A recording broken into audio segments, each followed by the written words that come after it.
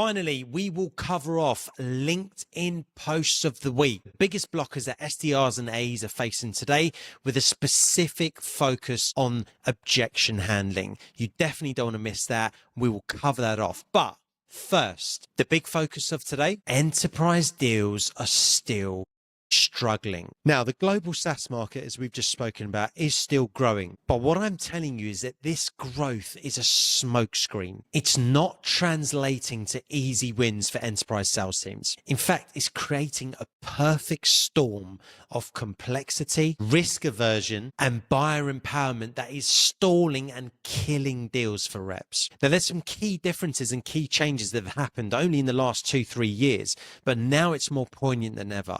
Gone are the days of having a single champion. If you do not multi-thread and if you do not have multiple champions, that deal is going nowhere, my friend. Sometimes you've got 10 to 15 stakeholders in a business, depending on the size of organization that you're working with. So if you're sitting there with one champion, I'm telling you right now, don't even commit that in your pipeline. It's not going anywhere. We need to be multi-threading and building multiple champions. Get IT involved, finance, legal. You're going to have to juggle more than you ever have done before because the market itself is super complex, which means you, as the SDRs and AEs, need to be a level above. 3 years ago, you would have been fine. Right now, whatever you were doing in the last couple of years is not going to cut the mustard. The other thing that's changed in the landscape, the buyer journey has started a lot earlier. Sometimes there's a ton of research done. Up to 70% of the work is already done before you even engage with your prospects. And what does all of that mean? It means you need to be a step ahead of the game. You need to take a more strategic approach, both at SDR level and at A level. The bull market days are gone. We're in a bear market now. No more easy deals, no more easy money. Every dollar that businesses are spending on software is actually taken from budget from elsewhere within the business. And so they've got an internal conversation happening. Are we going to invest in software or are we just going to keep what we've got? That's created an internal competition for funds. The finance departments in these places are scrutinizing every single penny, every single dollar spent. And to back this up, in 2022, 68% of reps were hitting quota. They were hitting their target. Fast forward to now, 2025 is set to be one of the worst years in SDR and AE history within the SaaS space. We're currently looking at 20% that are going to end up hitting target. That's 1 in 5 reps. There's data out there showing that cash flow is a real problem for prospects, for companies out there that you're targeting. And what that means is they're demanding shorter contracts. There's payment delays. They're asking for longer payment terms. As of right now, only 23% of SaaS contracts are multi-year at the point of sale. And companies are spending up to 85% of their budget on renewals and consolidating what they've got as opposed to new purchases. Let's face it, companies no longer want to pay for features that they don't use. And the data shows that on average, businesses are using less than 50% of their SaaS licenses, 49%. So more than half the licenses they're purchasing are completely wasted. That's going to raise a red flag with the finance department. Do you think the finance departments don't know this? Within the businesses, they're going to see, actually, we're not even using this tool, or we're not using up to half the organization or half the licenses are not even being used. What does that mean? They're going to try and cut it. Companies are now in protect and preserve mode.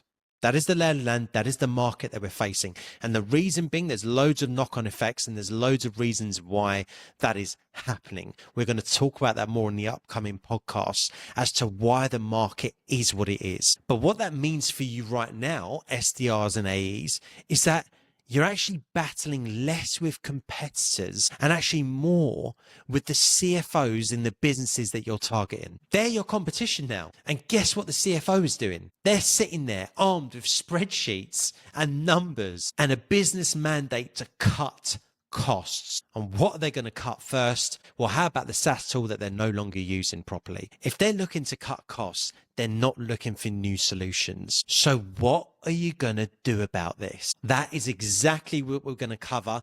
But first, I want to share a LinkedIn story with you guys this week. Let me bring it up. Here's a post about the worst sales advice someone received from a sales trainer. Now, they're setting the scene, right? They're in objection handling training, and the trainer asked the group to throw out objections. The trainer was basically going to handle objections thrown at him on the spot. So the lady goes in with the classic, not interested, and he responds with, how do you know you're not interested when you don't even know what I'm selling yet? Now, guys, there are many variations of this, and I still hear this or a variation of this today. Do not go in using this kind of approach to the objection, I'm not interested. What is this going to do? Imagine if you're the person on the end of a call and you say you're not interested and someone responds with, how do you know you're not interested when you don't even know what I'm selling yet? What are you going to do? You're either going to swear at them and hang up, or you're just going to hang up. You can't be combative in this day and age with objections. Objections aren't there to be battered away, right? As she points out, they should actually be understood and dealt with.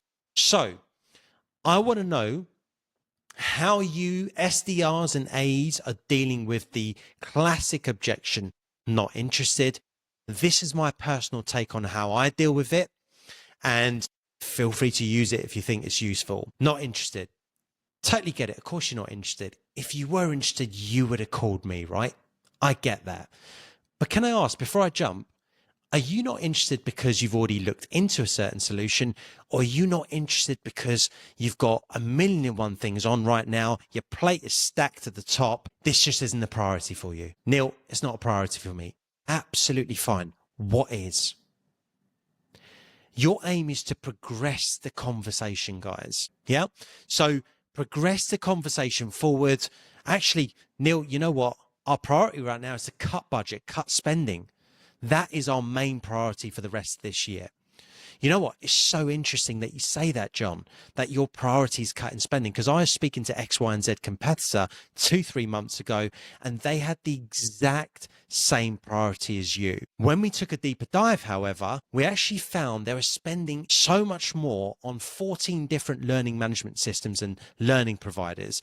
And actually all they needed as a business was an all-in-one solution. We were able to help them out with that and make sure they cut their spending by over 50%. Do you want me to show you the blueprint of what we did with them? Or do you want me to send over the framework? What would be helpful for you? Progress the conversation. That is the whole point of objections, is to understand what the real objection is and actually be curious with it. See if you can help them.